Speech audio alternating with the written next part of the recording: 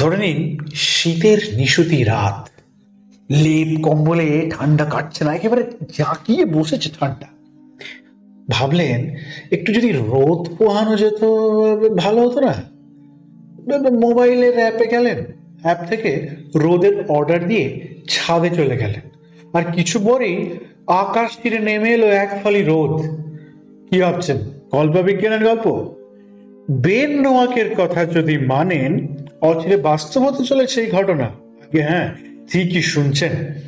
আমেরিকার ক্যালিফোর্নিয়ার এক স্টার্টআপ সংস্থার কর্ণধার বেন রোদ বিক্রির অভিনব এক প্রকল্পের কথা শুনিয়েছেন। আজকে অনলাইন কেনাকাটির যুগে আলপিন থেকে রকেট পর্যন্ত পৌঁছে যাচ্ছে দুয়ারে। এই তালিকায় দুয়ারে রোদ নতুন সংযোজন, সানলাইট অন ডিমান্ড।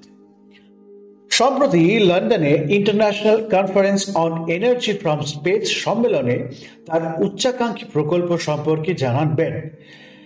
কিভাবে রাতের সূর্যের আলো মিলবে, তাও আবার নির্দিষ্ট কোনো জায়গায়।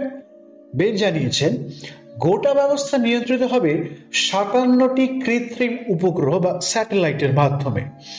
ভূপৃষ্ঠ থেকে প্রায় ৩৭০ মাইল উপরের কক্ষপথে সেগুলি স্থাপন করা হবে।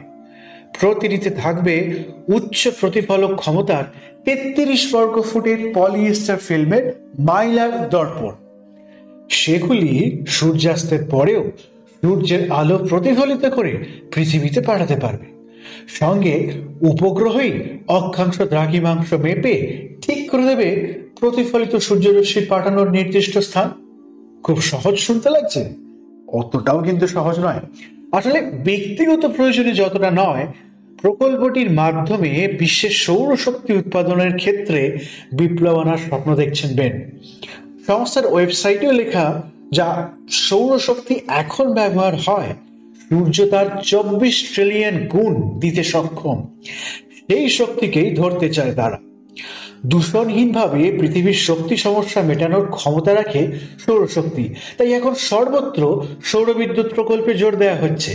তবে মূল সমস্যা এটাই যে রাত্রে সূর্যরশ্মি না থাকায় সৌরবিদ্যুৎ কেন্দ্রগুলি নিষ্ক্রিয় থাকে।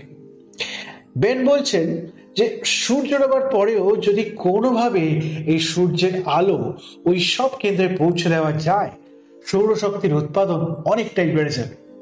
প্রাথমিকভাবে সূর্যাস্তের পর আরো ৩০ মিনিট সৌরবিদ্যুৎ কেন্দ্রগুলিতে আলো পৌঁছে দেওয়ার লক্ষ্যমাত্রা রয়েছে আমাদের।